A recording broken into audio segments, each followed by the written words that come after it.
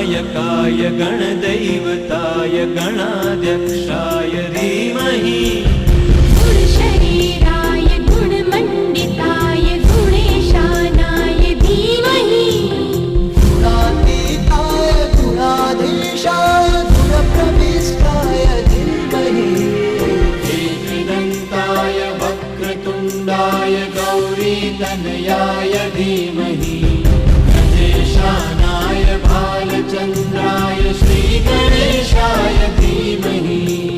নমস্কার, শুরু করছে আজকের অনুষ্ঠান। কেমন আছেন আপনারা? আশা করি ভালো আছেন, ভালো থাকবেন। অদূর প্রান্তরে সমস্ত কলকাতা, সমস্ত জেলাতে, সমস্ত কলকাতার বাইরে যেখানে যেখানে যারা যারা অনুষ্ঠান দেখছেন তাদেরকে অসংখ্য প্রণাম, আন্তরিক শুভেচ্ছা ও ভালোবাসা জানাই। মা, কাকিমা, জেঠিমা যারা অনুষ্ঠান দেখছেন অনেক দূরে গ্রামে বসে, বাবা দেবাশিসের প্রোগ্রামটা একটু দেখি তো, যে দেবাশিস কী বলে। আপনাদের চরণে কোটি কোটি প্রণাম। আপনার অনুষ্ঠানটা দেখেন বলে নিজেকে খুব ভালো লাগে। অনুষ্ঠান দেখুন, যেভাবে বলবো সেভাবে বাড়িতে চলুন, সুস্থ থাকুন, স্বাভাবিক থাকুন, এই কামনা করি মা কামাক্ষার কাছে। আর বলি, কামাক্ষা কাম সম্পন্নে কামেশ্বরী হরপ্রিয়াং কামনাং দেহি মে নিত্যং কামেশ্বরী নমস্তুতে। এই অনুষ্ঠানটা সব থেকে বড় জিনিস হচ্ছে যে টোটকা, টিপস, প্রচণ্ড জিনিস আপনারা চান যে কীভাবে কি একটু টিপস দিন তো দেবাশিসদা। তো আমি কিন্তু আপনাদেরকে টিপসগুলো দিই, মানে আপনাদেরকে দিই কারণ আপনারা এগুলো ব্যবহার করুন। যদি এতে ভালো হয়ে যায়, কোনো দরকার নেই তো তার কাছে যাওয়ার, অহেতুক গিয়ে এটা করার সেটা করার কোনো প্রয়োজন নেই। প্রথমেই আসছে আমার বোনেদের বিয়ের ব্যাপার নিয়ে। এই বিয়ের ব্যাপারে অনেক সমস্যা। ছেলে পক্ষ আসছে, দেখে যাচ্ছে, পরপর দেখে যাচ্ছে, বিয়ে কিছুতেই যোগাযোগ হচ্ছে না। আবার আর একটা সমস্যা, বৃহৎ সমস্যা, একটা জায়গায় বিয়ের যোগাযোগ মোটামুটি হয়ে গেল, হবার পরে সেই বিয়েটাও ভেঙে গেল। তারপরে এরপরে আবার একটা বৃহৎ সমস্যা, আপনার সঙ্গে যে ছেলেটি মানে বিয়ের ব্যাপার যোগাযোগ করলেন, যে আপনার মেয়েকে যে ছেলেটির সঙ্গে বিয়ে দেবেন, সেই যোগাযোগটা আপনার বাড়িতে নষ্ট হলো, কিন্তু আপনার পাড়ার একটি মেয়ের সাথে তার বিয়ে হয়ে গেল যোগাযোগ করে। তার মানে কি বলুন তো, প্রথম সমস্যা হচ্ছে আমাদের গ্রহের, দ্বিতীয় সমস্যা হচ্ছে পারিপার্শ্বিক কিছু মানুষ, তৃতীয় সমস্যা হচ্ছে কিছু টোটকা আপনারা অ্যাপ্লাই করেন না সেই কারণে। একদম পরিষ্কার, এই জিনিসটা ক্লিয়ার। এর মাঝখানে কোনো রকম কোনো বিদ্রুপ নেই, মানে কোনো রকম ভাবা চিন্তার বাইরে। কিছু মানুষ আছে মানুষের ভালো চায় না, তারা কিছু ভাঙিয়ে দেওয়ার চেষ্টা করে। সে এক শ্রেণীর মানুষ আছে, সেই শ্রেণীর মানুষগুলো আরও কিছু কিছু চায় না। আপনার সুস্থ সংসার, সুস্থভাবে আপনারা হেসে গেলে থাকবেন চায় না। আপনার বাড়িতে বসবে, গল্প করবে, সব কিছু করবে, আপনার ঘরেরটা বাইরে গিয়ে রটাবে। আরও কিছু চায় না যে আপনার একজন চাকরি করছেন, একটা চাকরিজীবীরত আপনি মানুষ, আপনার প্রমোশন হচ্ছে, আপনার বন্ধু আপনার একসাথে টিফিন করছেন ব্রেক টাইমে, কিন্তু সে আপনার কখনো চায় না আপনার প্রমোশনটা হোক। আপনি সে জায়গায় ঠেকে যাচ্ছেন, কিন্তু তার প্রমোশনটা হয়ে গেল, তথাপি আপনার তার থেকে আপনার যোগ্যতাটা অনেক বেশি। আবার অনেকে চায় না যে মানুষ যে আমার ঘরে ছেলে মেয়েগুলো পড়াশোনা করুক, দেখতে সুন্দর হোক, ভালো হোক, শরীর স্বাস্থ্য গঠন হোক, এমন নজরের দৃষ্টি পড়বে যে নজরে সে যতই আপনি খাওয়ান সে শরীর স্বাস্থ্য ভালো হতে দেবে না। তারপরে তো আর একটা ব্যাপার আছে, মানে ম্যাক্সিমাম টাইম যেটা খুব সব থেকে খারাপ জিনিসটা কি, যেটা অনেক বড় বড় সম্ভ্রান্ত পরিবারে হয়ে থাকে, যারা আমার কাছে এসে বলেন, যদিও আমার কাছে কথাটা বললে ওখানেই শেষ হয়ে যায়, কথাটা জীবনে কেউ জানতে পারে না। মানে ভালো বাড়িতে সম্ভ্রান্ত পরিবারে দেখাশোনা করে বিয়ে হয়ে গেছে, বিয়ের 1 বছর পরে মানসিক অশান্তি চলছে, স্বামী স্ত্রীর মধ্যে প্রচণ্ড তীব্র অশান্তি, যেটা চিৎকার করে নয়, আভ্যন্তরীণ অশান্তি, যেটা দুটো ঘরে দুজন থাকছেন। এমনকি সেক্ষেত্রে অনেক বাড়ির দেখেছি প্ররোচনায়, মানে বাড়ির লোক কিছু প্ররোচনা দিচ্ছেন সেই ছেলেকে, বা অনেক ক্ষেত্রে মেয়েকে প্ররোচনা দিচ্ছেন বাড়ি থেকে। এই জিনিসগুলো করে আবার অনেক সময় দেখছি যে বাইরের কেউ প্ররোচনা দিচ্ছেন না, কিন্তু থার্ড ম্যান এমন কিছু করার চেষ্টা করছে যাতে আপনার সে খারাপ করার চেষ্টা করছে, যাতে সেই বিয়ের সম্বন্ধটা ভেঙে চলে যাক, বিয়ের সম্পর্কটা নষ্ট হয়ে যাক। এরকম হাজার হাজার মামলা মোকদ্দমা মহামান্য আদালতে সমস্ত নথি জমা পড়ে আছে, চলেই যাচ্ছে দিনের পর দিন। একটা জিনিস চিন্তা করেছেন, গঙ্গার জল যেমন থেমে থাকে না, চলে যায় না, সেরকম পৃথিবীতে মানুষের জন্ম থেমে নেই, জন্ম হয়েই যাচ্ছে মানুষের, মৃত্যু একাকারে হয়েই যাচ্ছে, বিবাহ একাকারে হয়েই যাচ্ছে, বিবাহ বিচ্ছেদ একাকারে হয়েই যাচ্ছে। যারা পড়াশোনা করছেন একাকারে পড়াশোনা করে যাচ্ছেন, পড়াশোনা করার পরে বেকারত্ব রয়ে যাচ্ছে। আবার যারা পড়াশোনা করছেন না করার পরেও সেক্ষেত্রে একটা অন্য ট্রেডে চলে যাচ্ছেন, যেটা সমাজের পক্ষে বাজে। এই জিনিসগুলো দিস ইজ অ্যান সিস্টেম, মানে এই যে সিস্টেমটা, এই সিস্টেমটাকে আমরা ঠিক করতে পারি না। কেন ঠিক করতে পারছি না জানেন? কিছু একই কথা বলবো, কিছু সংখ্যক মানুষের জন্য যারা একে অপরের ভালো চায় না, যারা ধার্মিক না, যারা মানুষকে মানুষ বলে গণ্য করে না, যারা ভাবে এই দূর এইসব অনুষ্ঠান কি দেখবো, এইসব ফালতু রোজগার, টাকা রোজগারের অনুষ্ঠান। আমি আপনাদেরকে বলে রাখি, এই অনুষ্ঠানটা আমার টাকা রোজগার করার অনুষ্ঠান নয়, এটা ভাববেন না যে এখানে টাকা রোজগার করার অনুষ্ঠান। এই অনুষ্ঠানটা পজিটিভ অনুষ্ঠান। এখানে দুমুঠো ঘরে চাল আছে আমার, এটা কথা নয় যে আপনার থেকে টাকা নিয়ে আমাকে চাল কিনে ভাত খেতে হবে, তবে আমার পেটটা ভরবে। আর এমন কোনো সম্পত্তির আশা লোভ করে বাঁচি না আমি যে আমার বৃহৎ কিছু হয়ে যাক। বহু মানুষ আছে, বহু এই প্রফেশনে আছেন যাদের অনেক গাড়ি, অনেক বাড়ি, আমি করতে পারিনি আজ অবধি। যা ছিলাম তাই আছি। স্বপ্ন ছিল একটা মায়ের মন্দির করব, মায়ের মন্দির আমি করেছি। আমি শান্তিতে থাকি মায়ের কাছে। তার কারণ হচ্ছে পৃথিবীতে দেখবেন, আপনি যদি পরীক্ষা করতে চান, 1 বাক্স টাকা আমার কাছে রাখুন, আর একটা মাটির প্রতিমাটা যে প্রতিষ্ঠা করেছি তাকে রাখুন। আমাকে যদি কেউ বলেন না যে মন্দিরটার জন্য আপনাকে আমি 1 কোটি টাকা দিচ্ছি, মন্দিরটা আপনি ছেড়ে চলে যান, আমি 1 কোটি টাকা থেকে দূর করে ঠেলে সরিয়ে দেবো। তার কারণ হচ্ছে মাটির প্রতিমাটা আমার কাছে 100 কোটি টাকা দাম। তার কারণ ওনাকে নিয়ে আমি যদি গাছতলাতেও বসি, সেখানে বসলে উনি আমার পেটের ভাত জোগাবেন, 1 কোটি টাকা কিন্তু আমার থাকবে না। সুতরাং আমার বিশ্বাসটা আমি জানি। আর আমার যারা অনুষ্ঠান দেখেন আমি জানি তারা পজিটিভ। আপনারাও পজিটিভ মানুষ যারা অনুষ্ঠান দেখেন। আর আজকে থেকেও যারা দেখা আরম্ভ করছেন তাদেরকেও বলবো, দয়া করে প্লিজ কংক্রিট হন, পজিটিভ হন। না ঠকতে আসবেন, না কোথাও ঠকতে যাবেন। আর আমার এখানে যেখানে নাম হচ্ছে বিনায়ক অ্যাস্ট্রোপয়েন্ট, বিনায়ক মানে প্রভু গণেশের নামে, এখানে কোনো রকম ছলছতরি হওয়ার রাস্তা নেই।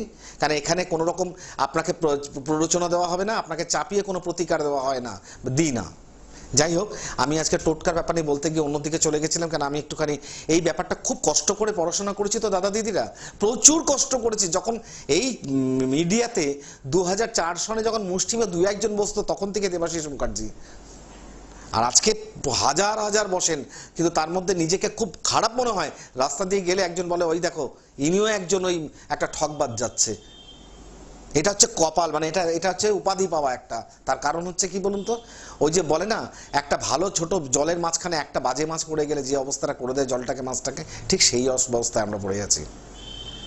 কিন্তু তাই বলে আমরা পিছপা নই, মানে আমাদের ফ্যামিলি কিন্তু অনেক হাই ফায়ার, অনেক অনেক এগিয়ে, অনেক এগিয়ে। আজও ঘরে ঘরে আমার দাদুর পাথরের মূর্তি প্রতিষ্ঠা করে লোকে ঘরে ঘরে বাবাকে ডাকে যে বাবা তুমি যেখানেই আছো ভালো থাকো, আমাদেরকে সুন্দর শান্তিতে রেখো। দাদা মিন্স আমার দাদুকে ডাকেন। আমার দাদুকে হাজারহাট মহন্ত স্বর্গীয় স্বামী সত্যানন্দ গিরি মহারাজ। পারিবারিক কী চান, পারিবারিক আমাদের কী চান, পারিবারিক কোনো ডেস্টিনেশন চান তো পারিবারিক আমি রেজিগনেশন আপনাদেরকে দিচ্ছি। হরিদ্বারে আপনারা বেড়াতে গেছেন প্রচুর মানুষ, যেখানে আদি দাদা বৌদির হোটেল, সেই হোটেলটা আমাদের হোটেল। আপনারা বাড়ি দেখবেন, আমাদের বাড়ি যে কলকাতা কালীঘাটে শান্তি আশ্রম, আমার দিদার নাম শান্তিরানী ভট্টাচার্য ছিল। আমাদের শান্তি আশ্রম নিজস্ব বাড়ি কালীঘাটে শান্তি আশ্রম।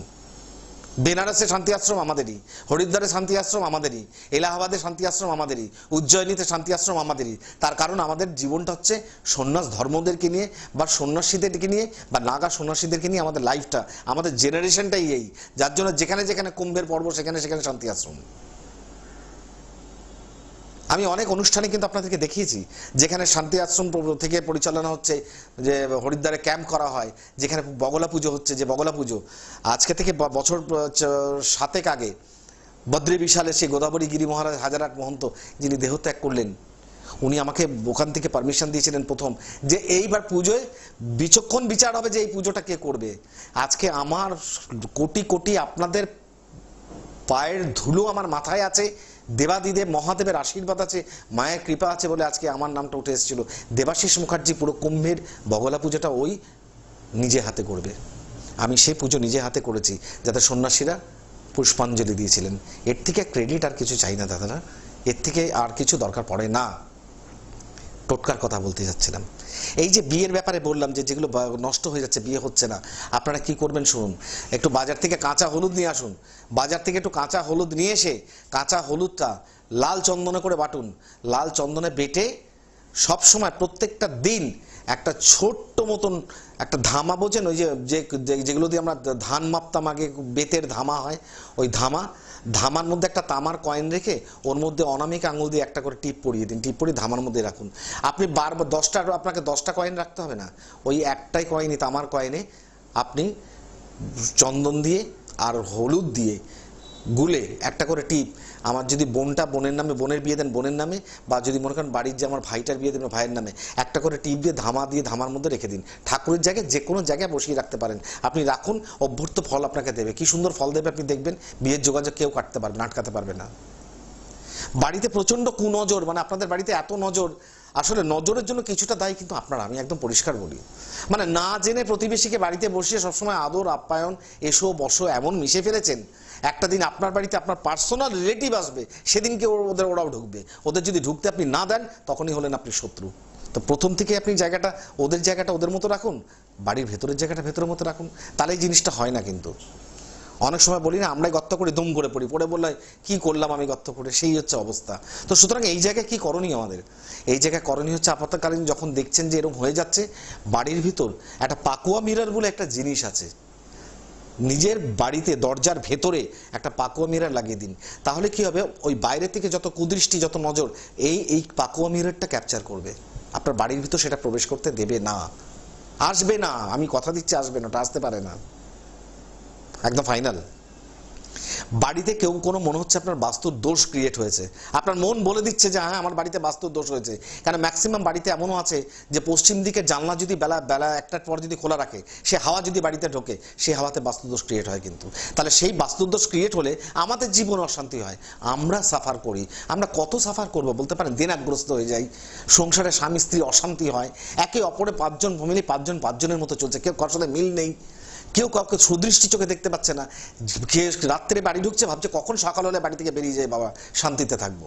তারপরে অনেক ক্ষেত্রে বাস্তুদোষের জন্য আপনি আপনার ছেলেকে বা আপনার মেয়েকে আপনি পড়াশোনার জন্য এখান থেকে সুদূর প্রান্তরে দূরে পাঠিয়েছেন, আপনি খুব শান্তিতে আছেন, আমার মেয়েটা বা আমার ছেলেটা পড়াশোনা করছে, আপনি মাসে মাসে টাকা পাঠাচ্ছেন, পড়ছে। সেই জিনিসটা যদি আপনার 1 বছর কি 2 বছর বাদে কানে আসে যে আপনার ছেলেটা কি আপনার মেয়েটা পড়াশোনা ঠিকঠাক করছে না, উপরন্তু একটা অন্য ছেলের সাথে বা অন্য মেয়ের সাথে একে অপরের আবদ্ধ হয়েছে, তারা সেই জায়গায় পড়াশোনার জায়গাটা ক্লাসটা অফ করে তারা প্রেম প্রীতিতে জড়িয়ে পড়েছে, তখন আপনার মানসিকতায় কি লাগতে পারে আপনি বলুন? আপনি কি এই স্বপ্ন দেখে পাঠিয়েছিলেন?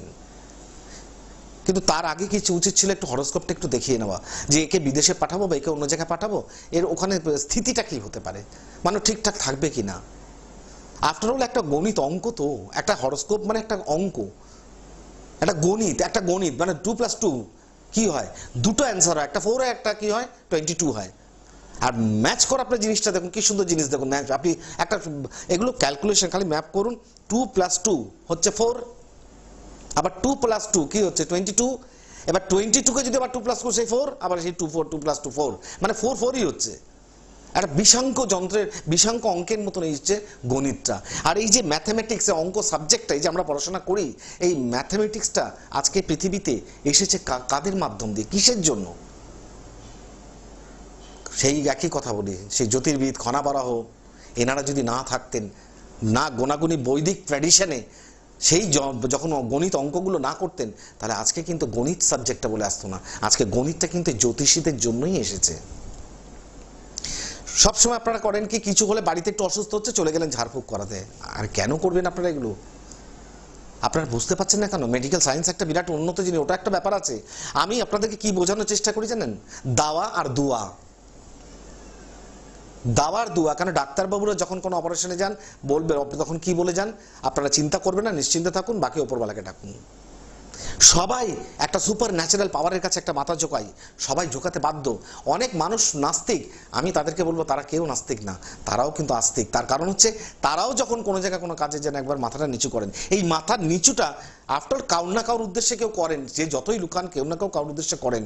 আমি সেটাকে স্যালুট জানাই, সেটাকেই আমি অনেক নমন জানাই যে আপনারা মাথা নিচু করেন। তার কারণ আমাদের ইন বিটুইন, আমাদের মাঝখানে সারাউন্ডিং একটা সুপার ন্যাচারাল পাওয়ার ঘুরছে, যেটা দৌলতে আমরা কিন্তু নিজেকে পরিচালনা করছি, নিজেকে চলছি। আর আমরা কিন্তু এটা বুঝি যে কোনটা করলে ভুল হবে, কোনটা করলে ঠিক হবে, তারপরেও ভুল করে বসি। তার দায়ীটা কে বলুন তো? আমার হরোস্কোপ। আমার সপ্তম স্থানে, আমার সপ্তমে কে বসে আছে? শনি মঙ্গলের সাথে কি চন্দ্র কোনো পীড়িত আছে? খুব ভাবার বিষয়, আমার একাদশে কে বসে আছে? বৃহস্পতি একাদশে কি আমার সুফল দিচ্ছে? যদি আমার লগ্নে রাহু থেকে থাকে, একাদশে যদি বৃহস্পতি থাকে, তাহলে কি সে সুফল দেবে? যদি দশমে যদি দেখি মঙ্গলের সাথে চন্দ্র বা কেতুর সাথে লিপ্ত আছে, তাহলে কি আমার কেরিয়ার বা আমার শান্তির জীবনে কোনো সুফল দেবে? বা দ্বিতীয় যদি রাহু বসে থাকে, তাহলে কি আমার এগোনোর পথে আমার সুফল দেবে? আর যদি ভাগ্যস্থানে যদি রাহু মঙ্গল বসে থাকে, সেখানে বারংবার বিপর্যয় বিপর্যয় বিপর্যয় বিপর্যয় ঘটবে, বারংবার। রাহু মঙ্গল এমন একটা মারাত্মক জিনিস, অ্যান্টি প্ল্যানেট, একে অপরকে দেখতে পারে না। সেক্ষেত্রে হরোস্কোপটা বিচার করা খুব জরুরি। এই এই এই হরোস্কোপে বিচার নিয়ে আমি আপনাকে বলি, আমি এই কি আমার নিজের মাথায় নেই, মানে এত খেয়াল নেই। এই ধরুন sister Nivedita award, Bamdev award, তারপর শহীদ মাতঙ্গিনী হাজরা অ্যাওয়ার্ড, প্রচুর জায়গা থেকে অ্যাওয়ার্ড আমাকে দিয়েছিলেন। কিসের জন্য? বিশ্লেষণের জন্য। Because I know about in astrology subject. এইটার জন্য অনেক রকম দিয়েছে, কিন্তু তথাপি ওটা দেবার পরেও কিন্তু আমার নেশাটা থেমে থাকেনি। নেশা একটাই, আর এই একটা অদ্ভুত নেশা দেখবেন, ঠাকুর শ্রী শ্রী রামকৃষ্ণ যখন ছিলেন তখন ওনার নেশা ছিল, কি নেশা ছিল? যত ভক্ত কাছে আসবেন তত আনন্দতে মলিন থাকবেন। আর আমাদের নেশা নেশা কি বলুন তো, যে এই জিনিসটা হবে না কেন, মানে কি কারণে হবে না, কেন ম্যাচ করবে না, এই মানুষটা ক্ষতি হবে, দিনের পর দিন হবে, কেন হবে, তার রিজনটা কি? তার তো ভালো হওয়ার রাস্তা আছে, সেই রাস্তাটা কোথায় অবরুদ্ধ হয়ে রয়েছে, কে অবরুদ্ধ করেছে? অনেক ক্ষেত্রে কোনো মানুষ করে থাকে, অনেক ক্ষেত্রে কোনো প্ল্যানেট করে থাকে, অনেক ক্ষেত্রে বাস্তু করে থাকে, অনেক ক্ষেত্রে নিজের পরিচালনাটা ভুল হয়ে থাকে, নিজের চলার পথটা ভুল হয়ে থাকে। তো সেটার মধ্যে একটু বসে একটু সময় দিয়ে অ্যানালাইসিস করলেই তো ব্যাপারটা বেরিয়ে যায়। তা সেখানে তো আর কোনো রকম রাগারাগির ব্যাপার নেই। তো সুতরাং আমি আপনাদেরকে বলবো যে এই টোটকা, যেমন একটা বিয়ের দিলাম বা এই যে কথাগুলো বললাম, আপনারা কিন্তু এই কথাগুলো মানে খারাপভাবে নেবেন না। তার কারণ হচ্ছে আমি প্রথমেই বলেছি শিক্ষামূলক অনুষ্ঠান, আর পরিষ্কার কথা বলতে আমার কোনো দ্বিধাবোধ করি না, কেন দিস ইজ ট্রু, এটাই অরিজিনাল, এটাই সাবজেক্ট। সেক্ষেত্রে বাড়িতে যদি বাস্তুর দোষ হয়, আপনারা নিজেরা জানেন তো বাস্তু কি ভয়ঙ্কর জিনিস। আমি নিজে চোখে দেখেছি বাড়ি বাড়ি বাস্তু কি জিনিস। সুস্থ ছেলে, পড়াশোনা জানা ছেলে, চাকরি করে চাকরি পরপর চলে যেতে ম্যাড হয়ে গেছে, এই জিনিসটাও চোখে পড়েছে বাস্তব।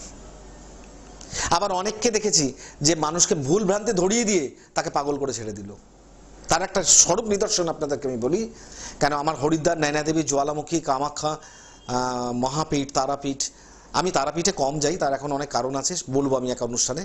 খুব কমই যাই তারাপীঠে, আমি সব জায়গাতে পরিদর্শন করতে যাই, জ্বালাজিতে পুজো করতে যাই, নয়নাদেবীতে যাই, কাংড়াতে চামুন্ডা দেবীর ওখানে আমি পুজো কাজকর্ম করি, ক্রিয়াকর্ম করি, মা কামাখ্যা পীঠে ক্রিয়াকর্ম প্রচুর করেছি, এখনও করি। কিন্তু তারাপীঠটা আমার একটু কম যাওয়া হয়, তার কারণ আমার ওই একটা জিনিস ভালো লাগে না, মানে রাস্তাঘাটে, যদিও আজকে একটা খুশির দিন, মানে 2000 সালে যখন দিতাম তখন তারাপীঠটার জঙ্গলটা বা তারাপীঠ মহাশ্মশানটা যেটা টানে যেতাম, বিরাট বড় ছিল, মন্দিরটা একটা জায়গায় ছিল। এখন হয়ে গেছে কি বলুন তো, বাজারটা এত বড়, শ্মশানটা এইটুকু, মন্দিরটা একটা কোণঠাসা হয়ে গেছে। আর তারপরে তখন যা দেখতাম, তখনই বলতাম ভাই, মানুষ যেভাবে যাচ্ছে মানুষ তারাপীঠে, জয় তারা, জয় তারা, জয় জয় তারা, মানে এটা শুনলে নিজের বিবেকে একটু লাগতো যে কি পুজো শিখলাম। যখন পুজো করি তখন মাকে কি মাগো কৃপা করো, আমার পুজোটা গ্রহণ করো মাগো। আর এক সাইডে শুনছি জয় জয় তারা, তখন বলতাম এরা কি মন থেকে একবার জয় মা তারা বলতে পারে না। আজকে দেখুন 2000 সাল, আজকে 2021, 20তে আমি গেছিলাম, 21এও আমি গেছি, 21এও একবার গেছি, কিন্তু 2 বছরের মধ্যে গিয়ে আমি কি দেখলাম বলুন তো, প্রত্যেকটা জায়গায় জায়গায় প্ল্যাকেট মেরে দিয়েছে, ওরা জয় তারা বলবেন না, জয় মা তারা বলুন। আমি ভাবলাম বাহ, আজকে 20 বছর আগে যে বা 10 বছর আগে যেটা ভেবেছিলাম এতদিন বাদে মানুষের মনে জেগেছে, তাও শান্তি। সেই কারণে বলছি পুজো অর্চনা এমন একটা জিনিস, একটা রেসপেক্ট, পিতা মাতাকে যেমন আমরা রেসপেক্ট করি, পরম গুরু মানি, সেরকম দেবদেবী একটা রেসপেক্ট একটা জায়গায়।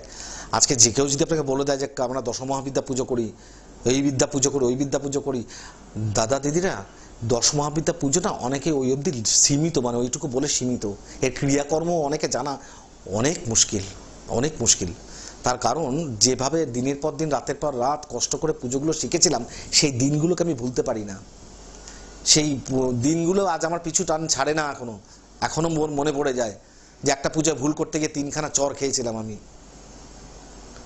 সেসব মনে পড়ে ইতিহাস, যে রাতারাতি পুজো যখন করছি, যখন আমার দাদু ছোটবেলায় যখন আমাকে নিয়ে গেছিলেন গুয়াহাটিতে প্রথম কামাখ্যা দর্শনে, বলেছিলেন চান করবে, একদম স্নান করে লাল বস্ত্র পরে মায়ের এখানে পুজো তুমি করবে, আমি বসে দেখব, আমি তোমাকে বলেছি করতে, তুমি করবে। কারণ আমার দাদু ছিলেন পারদর্শী, একটা জুয়েল আমার দাদু ছিলেন। কিসের জন্য জুয়েল ছিলেন, তার কি পারদর্শিতা ছিল, আমি সেটা আরও অনুষ্ঠানে আপনাকে বলবো। কিন্তু আমি নিজে চোখে সাকার, আমি সাক্ষী, যখন আমি গেলাম তখন সেই দিনে, তখনকার দিনে যারা যারা ওখানে বড় বড় বড় পুরোহিত ছিলেন, কামাখ্যার বড় পুরোহিত বলা চলে যাদেরকে, তারা ছিলেন। যখন পুজোটা আমি দিতে যাই, স্নান করে কামাখ্যা পাহাড়ের নিচে পাশে একটা জায়গায় পুজো স্থান পরিবেশ করে পুজোটা যখন দিচ্ছি, যখন মা কামাখ্যার পুজো ধ্যানটা কমপ্লিট করে যখন রক্তপুষ্পটা হাতে নিয়েছে, রক্তপুষ্পটা হাতে নিয়ে চোখটা বন্ধ করে, মা কামাখ্যা তো ভেতরে আছেন, ভেতরে তো আমি নেই, বাইরে আছি, বাইরে বসে যখন মা সব দাদু বসে আমার হাত পায়ে এরকম থরথর কাঁপছিল মানে ভয়েতে, সেই ফুলটা যখন মায়ের ওখানে মাকে নিবেদন করে যখনই দেওয়া হয়েছে ঘরটার মধ্যে, আপনারা বিশ্বাস করবেন কি না করবেন আমি জানি না, কিন্তু আমার এটা নিজে চোখে দেখা, আমার নিজে মানি, বা আমি নিজে আতঙ্কিত হয়েছিলাম সেদিন। ফুলটা ফেলা মাত্র পাহাড়ে যেই ওই গায়ে ফুলটা পড়লো, একটা স্পার্কিং হলো, ফটাস করে একটা পাথর টুকরো ফেটে গেল ওখান থেকে। যখনই ফাটলো তখনই আমাকে বললেন, দাদু সেই সঙ্গে সঙ্গে ঘটে জল আর সিঁদুর ঢেলে দাও। ঢেলে দিলাম। ঢেলে দেওয়ার পর আমাকে বললেন, তুমি এই কামাখ্যা পুজোতে প্রসিদ্ধ হলে, বা তারা যারা পূজারী ছিলেন তারা আমাকে জড়িয়ে ধরে বলেন, বাবা এই বয়সে ছেলেকে দেখিনি যে কামাখ্যা পুজো সার্থক করতে পারে। কামাখ্যা পুজোর একটা অনেক বড় ইতিহাস আছে। আজকে আমরা শ্রীযন্ত্রম যেটাকে বলি, শ্রীযন্ত্রম খুঁজে বেড়াই। শ্রীযন্ত্রমটা ঊর্ধ্বমুখী নিম্নমুখী করতে করতে অনেক ক্রিস্টালের অনেক কিছু শ্রীযন্ত্রম বা শ্রীবিদ্যি বাড়িতে রেখে আমরা পুজো দিই। আই থিঙ্ক ওটাকে বলা হয় লক্ষ্মী যন্ত্রম। কিন্তু একটুখানি বিশ্লেষণে আসুন, ওটা কিন্তু মা কামাখ্যা যন্ত্রম। তার কারণ তন্ত্রের আকারে বর্ণনা আছে শ্রীবিদ্যা যন্ত্রম। শ্রীবিদ্যা যন্ত্রমটা আপনি একটু দেখবেন, আপনারা তো নেট ঘাটেন, নেটে একবার দেখবেন শ্রীবিদ্যা যন্ত্রমটা কি বলছে, তন্ত্রের ভাষায় শ্রীবিদ্যা যন্ত্রমটা কি দেখাচ্ছে স্ট্রাকচার। আর আপনারা যে শ্রীযন্ত্রমটা বাড়িতে পুজো করছেন যেটা, সেটা কি স্ট্রাকচার সেম, কিন্তু ওটাকে লক্ষ্মী পুজো করতে বলছে বাড়িতে। কিসের জন্য? ক্রিস্টালের। যেহেতু মা কামাখ্যা যেখানে অধিষ্ঠান করছেন তার পাশে মহালক্ষ্মী অধিষ্ঠান করছেন, সেই জন্য আপনাদেরকে এটা মহালক্ষ্মী রূপে পুজো করতে বলা হয়। কারণ কামাখ্যার ব্যক্তিগত কোনো যন্ত্রম নেই, কামাখ্যার ব্যক্তিগত কোনো মূর্তি নেই, পাষাণরূপী শিলা, ব্রহ্মশিলা। আর কামাখ্যার মূর্তি বিকল্পিত একটা মূর্তি রয়েছে যেটা মহা ত্রিপুরা সুন্দরী, যে মূর্তিটা আমরা মা কামাখ্যার রূপে পুজো করি, বা তাকে আমরা ষোড়শীও বলি, যে মা কামাখ্যার রূপে পুজো করি। সুতরাং মা কামাখ্যার ইতিহাস অনেক প্রচুর আছে। আজকে দেখবেন কোচবিহারের রাজবাড়ির মানুষরা মা কামাখ্যা ধামে প্রবেশ করে না। কেন করে না? আপনারা জানতে চাইবেন কখনো যে কেন প্রবেশ করে না? কেন প্রবেশ করে না? তাহলে শুনুন, একটা কথা বলি আপনাদেরকে আমি। যখন পৌরাণিক পুরনো দিনের সেই পৌরাণিক যখন কামাখ্যা নীলাচল পাহাড়, যে পাহাড় আগে ছিল 10 ভাগ উঁচু, এখন তো 2 ভাগ রয়েছে, 8 ভাগ তো মাটির তলায় চলে গেছে, এখন 2 ভাগ রয়েছে মাত্র। সেই 2 ভাগের যখন 10 ভাগ ছিল সেই পাহাড়ে যখন সে পূজারী পুজো করতেন মাকে, তখন একটা দরজা, কাঠের দরজা মাত্র ছিল, আর মন্দির অত বৃহৎ মন্দির ছিল না। তখন মা কামাখ্যাকে পুজো করতেন, যখন সন্ধ্যা আরতি করতেন তখন উনি কাঁসর ঘণ্টা বাজাতেন, তো সঙ্গে সঙ্গে নিজেই ওখানে তাল আরম্ভ হতো, নৃত্য আরম্ভ হতো, নুপুরের আওয়াজ আরম্ভ হতো, ঝঙ্কার আরম্ভ হতো, ঝমঝম আরম্ভ হতো, এইসব রোজই চলতো।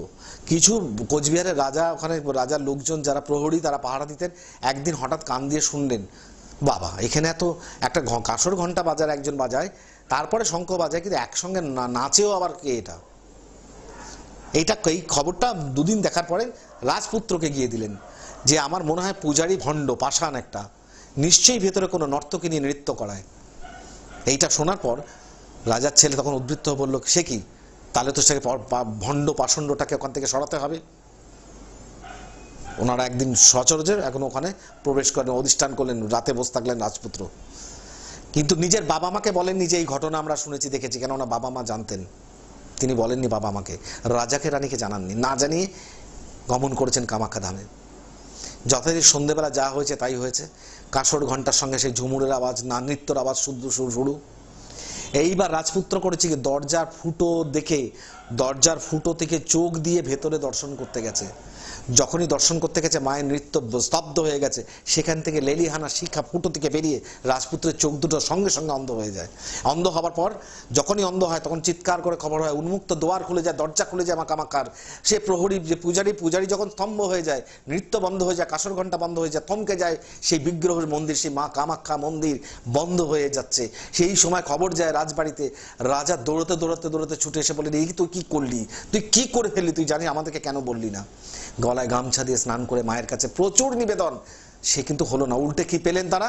উল্টে মায়ের অভিশপ্ত হলেন যে কোচবিহারের রাজ পরিবার আজকে থেকে কামাখ্যা পাহাড়ে পা দেবেন না, যে পা দেবে সে অন্ধে পরিণত হবে।